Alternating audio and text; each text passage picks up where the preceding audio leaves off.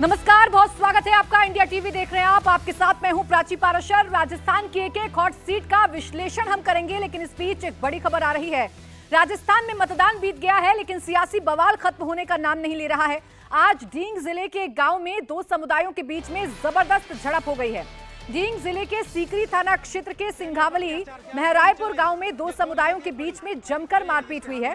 गोलियां चली हैं, पथराव हुआ है। जिस गांव पर हमला हुआ वो सैनी समाज के लोगों का गांव है। सैनी समाज का आरोप है कि 5 गांव के मुसलमानों ने हमला बोल दिया, गोलियां चलाई और पथराव किया। पूरे गांव में हर तरफ पत्थर ही पत्थर नजर आ रहे हैं। महरायपुर में जबरदस्त झगड़ा, मुसलमानों द्वारा सैनियों पर अत्याचार किया, गोली चलाई। ये गोली तक ये पड़ी दे, ये इसके हाथ में गोली है, गोली है, ये इसके हाथ में गोली है। गोली चलाई जबरदस्त गोली चलाई गई है। और पुलिस प्रशासन अब आया है। 1 घंटे से गोली चला रहे हैं मुसलमान। पुलिस प्रशासन अब आया है, 1 घंटे से गोली चल रही है। पूरा गांव घेर रखा है हमारा, पूरे गांव में काम खराब कर रखा है। 5 गांवों के मुसलमानों ने हमारे एक गांव को घेरा है। इन्हें पूरे गांव को घेर लिया हमारे को। 1.5 घंटे बाद पुलिस प्रशासन आया। देख लो ये हाल चाल, देख लो पूरे गांव का, पूरे गांव का हाल चाल देख लो, पूरे गांव का देख लो साहब, देख लो पूरा मंदिर की मूर्ति। अब मंदिर क्या हाल हुआ पड़ा, ये मंदिर है हमारा, देख लो क्या हाल हुआ पड़ा, इतना बुरा।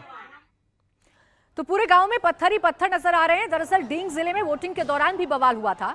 नगर विधानसभा क्षेत्र के सीकरी कस्बे में पोलिंग बूथ पर जमकर बवाल हुआ था। बीजेपी प्रत्याशी और उसके समर्थकों पर पथराव किया गया था। गाड़ियों में भी तोड़फोड़ हुई थी।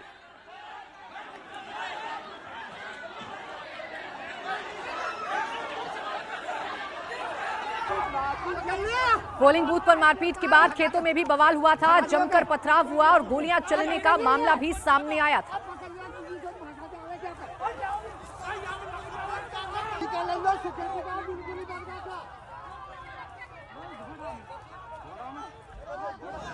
सामने धड़ाकस गोली बज रही है भाई, पुलिस गोली चला रही है और देख लियो गोली चल रही है, धड़ाकस गोली चल रही है, देख लियो। तो कल मतदान के दिन से शुरू हुआ बवाल आज भी थमने का नाम नहीं ले रहा है। सैनी समाज के लोगों ने यह दावा किया है कि उनके गांव पर मुस्लिम समाज के लोगों ने हमला किया है। जगह जगह पत्थर फैले हुए नजर आ रहे हैं और पुलिस पर भी गंभीर आरोप गांव के लोग लगाते हुए नजर आ रहे हैं। मनीष भट्टाचार्य मेरे सहयोगी इस वक्त जुड़ गए ज्यादा जानकारी के साथ। मनीष, सबसे पहले बताइए, विवाद हो क्यों रहा है, ये बवाल हो क्यों रहा है? क्या इसके पीछे चुनावी रंजिश की कहानी है? जी हाँ, बिल्कुल। देखिए, ये मेवात से जुड़ा इलाका है और चुनावी रंजिश का मामला है। ये सबसे बड़ी बात ये कि वाजिब अली यहाँ से इस बार कांग्रेस से चुनाव लड़ रहे हैं और जो हेम सिंह डीग हैं वो यहाँ पर बीजेपी से चुनाव लड़ रहे हैं। जो लोगों से हमारी बातचीत हुई है उनका ये कहना है कि आपसी रंजिश थी, क्योंकि इस गाँव के जो लोग हैं वहाँ पे सैनी बाहुल इलाका है, मेवात से जुड़े लोग थे, उनसे कुछ कहासुनी हुई और उसके बाद कहासुनी इतनी ज्यादा हो गई कि पत्थरबाजी चलने लगे। पत्थर जबरदस्त चलाया है। कल काफी ज्यादा पुलिस फोर्स उसके बाद डिप्लॉय किया गया। शाम तक के जबरदस्त हंगामा होता रहा, कुछ देर वोटिंग तक के रोकने की नौबत हो गई, ये बात बताई जा रही है। लेकिन उसके बाद जब पुलिस वहां पर गश्त करने के लिए गई तब तमाम जगहों से लोग इकट्ठा हो गए। उसके बाद जम के हंगामा हुआ है। आज सुबह भी दोनों पक्षों में आपसी हंगामा जरूर हुआ है, लेकिन पुलिस ने दोनों पक्षों को समझाने की कोशिश की है। लेकिन ये जो लोगों का कहना है कि रोष बहुत ज्यादा है, क्योंकि जो मेवात की तरफ से जो लोग हैं वो वहां पर आ गए थे, गांव को घेरने की बात बता रहे थे। पुलिस फोर्स डिप्लॉय कर दिया गया। फिलहाल मामला भी शांत बता रहे। बिल्कुल। देखिए मनीष, जिस तरीके से आप जानकारी दे रहे हैं कि ये संवेदनशील इलाका है और इस इलाके में ये पथराव हुआ है चुनावी रंजिश की वजह से। कल भी ये विवाद शुरू हुआ था। मतदान केंद्र पर ही आरोप लगाया गया था कि बीजेपी प्रत्याशी पर हमला करने की कोशिश की गई है और अब एक गांव पर हमला किया गया है और इस हमले में जमकर पथराव किया गया है। मुस्लिम समुदाय के लोगों ने हमला किया है, ये आरोप गांव के लोगों ने लगाया है।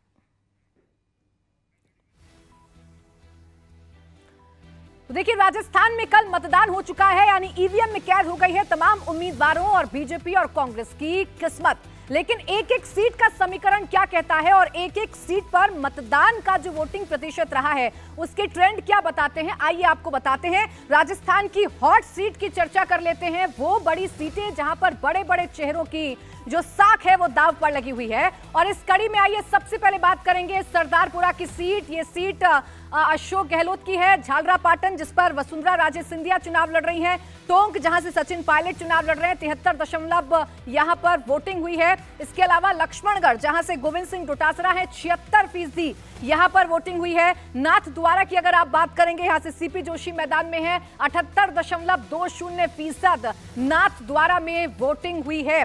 तो ये वो हॉट सीट है जहां बड़े चेहरे चुनावी फाइट में है। अशोक गहलोत सरदारपुरा सीट, यहां पर वोटिंग की अगर आप बात करेंगे तो 64.05% वोटिंग हुई है। इसके अलावा टोंक की बात करें जहां से सचिन पायलट चुनावी मैदान में है, तो सचिन पायलट की सीट पर भी जबरदस्त मतदान हुआ है। लक्ष्मणगढ़ जहां से गोविंद सिंह डोटासरा चुनावी मैदान में है, यहां भी मतदाताओं ने जबरदस्त उत्साह दिखाते हुए चुनावी मैदान में हिस्सा लिया है, यानी कि मतदान किया है। नाथद्वारा में सीपी जोशी वर्सेस विश्वराज की जो फाइट है वो देखने को मिल रही है। झोटवाड़ा जहां से राज्यवर्धन सिंह राठौर सांसद हैं, वो चुनावी मैदान में है। तिजारा सीट जहां से बाबा बालकनाथ को मैदान में उतारा सांसद को, यहां पर वोटिंग प्रतिशत रहा है 85%। सवाई माधोपुर जहां से किरोड़ी लाल मीणा राज्यसभा सांसद चुनावी मैदान में है, यहां भी जबरदस्त चुनावी उत्साह जो है वो मतदाताओं के बीच में देखने को मिल रहा है। और ये वोटिंग ट्रेंड्स जो है वो क्या बता रहे हैं, ये समझने की कोशिश करते हैं, इसे डिकोड करने की कोशिश करते हैं, किसके चेहरे पर खुशी आ सकती है और किसे मिल सकती है मायूसी। लोगों के बीच में किन मुद्दों को लेकर सबसे ज्यादा चर्चा हुई, इस पर हम बात करेंगे। मनीष और विजय लक्ष्मी मेरे साथ हैं, निर्णय कपूर भी हमारे साथ जुड़े हुए हैं। मनीष, सबसे पहले बात कर लेते हैं मुख्यमंत्री अशोक गहलोत की सीट की। यहाँ की अगर मतदान फीसद की बात करें तो ये क्या बताता है, क्या इस बार जो वोट का अंतर है जीतों का अशोक गहलोत का, वो बढ़ने जा रहा है या मामला थोड़ा मुश्किल भी हो सकता है? नहीं, देखिए, ये अशोक गहलोत की परंपरागत सीट है। फिलहाल अशोक गहलोत अपनी सीट पे हम तो ये मान के ही चल रहे हैं कि बड़े मार्जिन से अशोक गहलोत चुनाव जीत सकते हैं। उनके सामने कोई एक बहुत बड़ा कैंडिडेट भी नहीं है। महेंद्र सिंह प्रोफेसर जो चुनाव लड़ रहे हैं वो गुजरात के जब भुज में चुनाव चल रहे थे तब वहां के प्रभारी भी थे, हालांकि वहां चुनाव जिता के लेके आए थे, लेकिन यहाँ पे बहुत बड़ा जो मुद्दा, जो नैरेटिव सेट करने की कोशिश की गई थी, वो अशोक गहलोत के सामने फिलहाल वो सेट नहीं हो पाया। मैं मानता हूँ कि जोधपुर में अशोक गहलोत जो है वो एक बड़े मार्जिन से चुनाव जीत सकते हैं, बस उसके सामने एक चैलेंज यही होगा कि मार्जिन कितना बड़ा हो सकता है, कि वो पिछली बार जो 2018 में जब चुनाव हुआ था उससे और इस बार जो चुनाव जीत रहे हैं, जो एक लार्जर स्केल पर उनको प्रोजेक्ट किया गया है, तो उसमें चुनाव जीतने का मार्जिन कितना होगा। हाँ, ये जरूर है कि जोधपुर संभाग की आसपास की जो सीटें हैं वो बहुत बड़े चैलेंज है, क्योंकि इस बार अशोक गहलोत ने पूरी ताकत लगाई है कि लूणी हो, ओसियां हो, शेरगढ़ हो, पाली हो, आसपास की जितनी भी सीटें हैं वहां पर अशोक गहलोत ये चाह रहे थे कि उनको मजबूती मिले, लेकिन वहां पर जो समीकरण है वो बहुत अच्छे दिखाई नहीं दे रहे हैं। खासतौर पे बगल की जो सीट है दिव्या मदेरणा, जो ओसिया से चुनाव लड़ रही हैं, जो अशोक गहलोत के खिलाफ जम के बोल रही हैं, उनके सामने भैराराम सियोल लड़ रहे हैं, राजपूत है। उस सीट पर तो जाट और राजपूत हो गया है। जोधपुर के जो शहर की जो सीट है सूरसागर की, वहां पर बीजेपी की सबसे पुरानी जो चंद्रकांता व्यास थी, उनको टिकट नहीं मिला, लेकिन देर रात को अशोक गहलोत उनके घर पर पहुंच गए थे, तो वहां एक ब्राह्मण वोट बैंक को जुटाने की अशोक गहलोत ने कोशिश की थी। उनके साथ रामेश्वर जो दादीच है, जो कंधे से कंधा मिला के चल रहे थे, वो बीजेपी में शामिल हो गए। तो ये कुछ ऐसी समीकरण बने हैं। अपनी सीट पर तो जीत तय मानी जा रही है अशोक गहलोत की, लेकिन उनका प्रभाव जोधपुर की बाकी सीटों पर कितना पड़ता है, ये जरूर देखने वाली बात है। निर्णय का रुख करेंगे। निर्णय, आप तो खुद जोधपुर में रहे, आपने मतदान करते हुए मतदाताओं को देखा और आपकी बात मुख्यमंत्री अशोक गहलोत से भी हुई। क्या समझ में आपको आया, अशोक गहलोत का जो जादू है वो उनकी अपनी सीट से निकलकर क्या बाकी सीटों पर भी प्रभाव डाल पाएगा?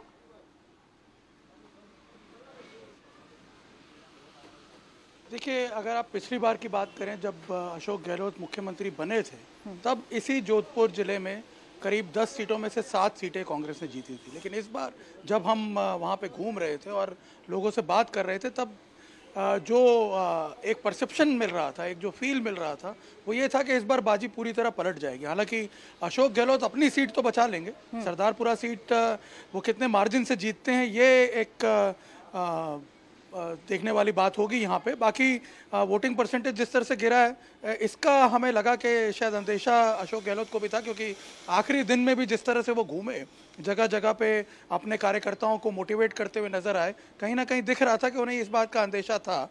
और सबसे इंटरेस्टिंग बात उनकी सीट पे जो मुझे देखने को मिली, जो कि जनरली मैंने देखा है कि जब बड़े स्टॉलवर्ट लड़ रहे होते हैं तो सामने वाली पार्टी जो है वो पूरी तरह से एकदम हताश नजर आती है। जैसे मान लीजिए गांधीनगर लोकसभा सीट की अगर मैं बात करूं, और यहाँ अमित शाह जब चुनाव लड़ते हैं तो हमें कांग्रेस के बूथ भी नजर नहीं आते हैं, मतलब कांग्रेस के बूथ पे जो टेबल्स लगते हैं वो भी नजर नहीं आते। लेकिन हमने देखा सरदारपुरा में जिस पोलिंग बूथ पर अशोक गहलोत वोटिंग करने जा रहे थे वहां पर भी बीजेपी के टेबल लगे हुए थे और बाकायदा वहां लोगों को वो जुटा पा रहे थे। सबसे बड़ी बात ये थी वोटर्स को वहां आकर्षित कर पा रहे थे। यानी बीजेपी जिस एक स्पिरिट के साथ ये चुनाव लड़ रही है वो दिख रहा था कि मुख्यमंत्री की कॉन्स्टिट्यूंसी में भी वो एफर्ट तो पूरा लगा रहे थे, लेकिन वहां उसका शायद असर ना भी दिखे, बट जो आजू बाजू के इलाके हैं, जो दूसरे इलाके हैं, वहां पर बीजेपी काफी अच्छा करती हुई नजर आ रही है। और इस बार जो गणित सामने आ रहा है निकल करके, वो ऐसा भी प्रतीत हो रहा है कि शायद जो 7 सीटें कांग्रेस ने जीती थी पिछली बार 10 में से, हो सकता है इस बार बीजेपी जीत जाए 10 में से 7 सीटें और कांग्रेस हो सकता है 1 या 2 पर सिमट कर रह जाए। इस प्रकार का जो समीकरण है वो वहां पर बनता हुआ नजर आ रहा है। हालांकि अशोक गहलोत ने खुद पर्सनली काफी मेहनत की है उस इलाके में, लेकिन इस बार अपनी सीट से ज्यादा वो की बात आप और कर रहे कहीं प्रभाव डालते हुए हैं कि नजर 10 में से 7 सीटें पिछली बार कांग्रेस ने जीती थी, तो इस बार बदलाव हो सकता है। विजय लक्ष्मी, अगर ऐसा होता है तो इसके पीछे की वजह क्या रहेगी? क्योंकि इन चुनावों के दौरान हमने मुख्यमंत्री को कहता हुआ सुना है कि अगर अंडर करंट ने काम किया तो ही वो जीतेंगे, तो क्या ये अंडर करंट काम नहीं कर रहा है?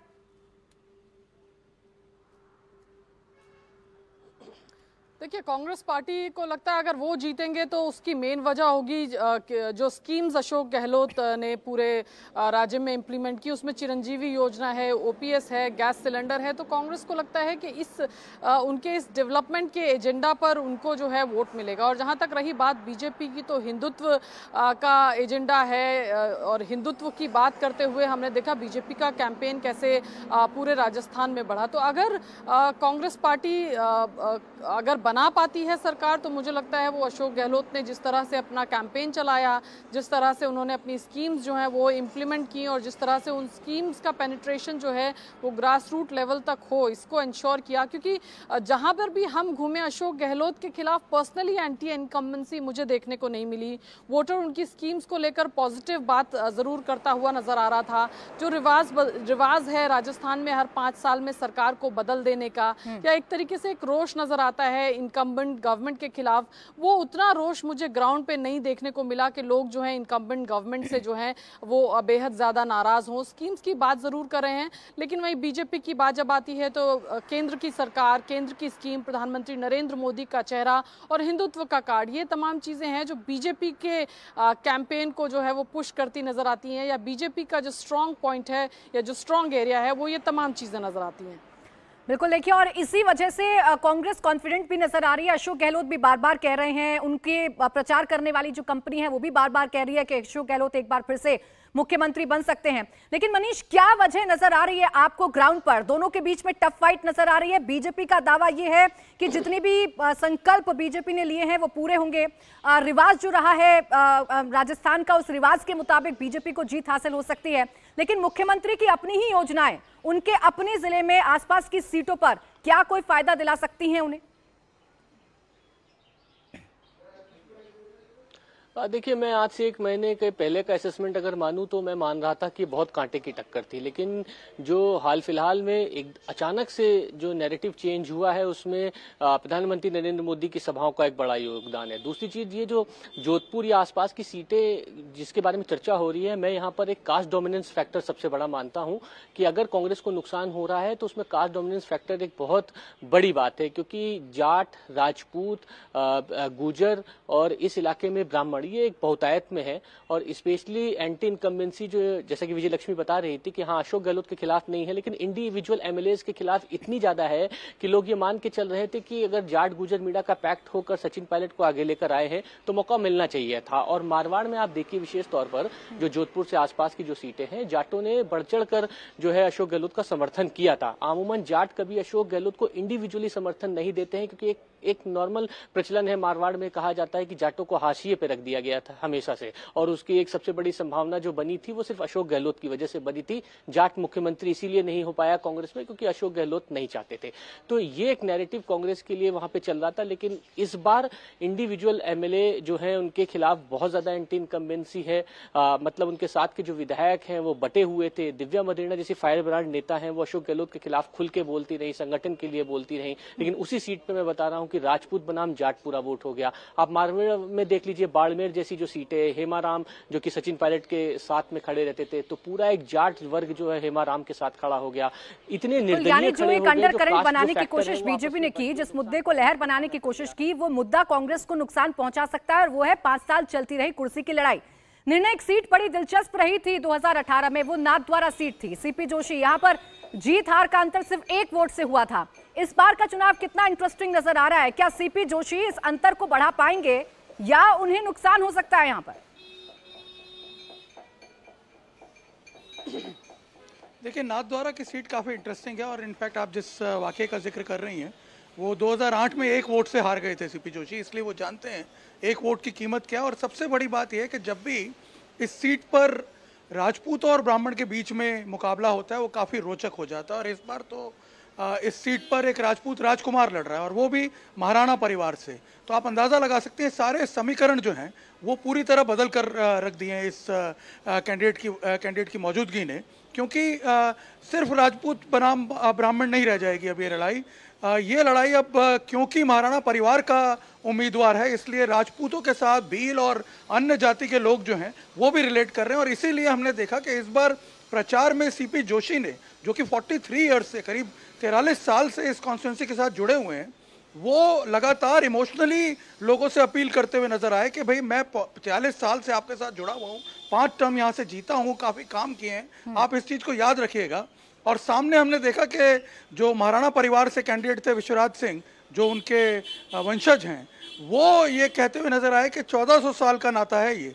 तो आप अंदाज़ा लगाइए कि पूरा इमोशनल लेवल पर ये प्रचार चला गया था और एक तरह से उनकी मौजूदगी ने जो सारे इक्वेशंस हैं, कास्ट इक्वेशंस भी जो हैं, उसको बदल के रख दिया। और यही वजह है कि यहाँ वोटिंग परसेंटेज जो है वो 10-12% बढ़ गया है और ये शायद सीपी जोशी को मुसीबत में डाल सकता है, क्योंकि इस एक्सपोनेंशियल लेवल पर वोटिंग परसेंटेज एकदम बढ़ जाना ये साफ इंडिकेट कर रहा है कि महाराणा राजनीतिक इतिहास बहुत दिलचस्प है नाथद्वारा का, क्योंकि 1 वोट ने काफी परेशान किया था सीपी जोशी को और इस बार सामने महाराणा प्रताप के वंशज हैं और दोनों के बीच में कड़ी टक्कर देखने को मिल रही है।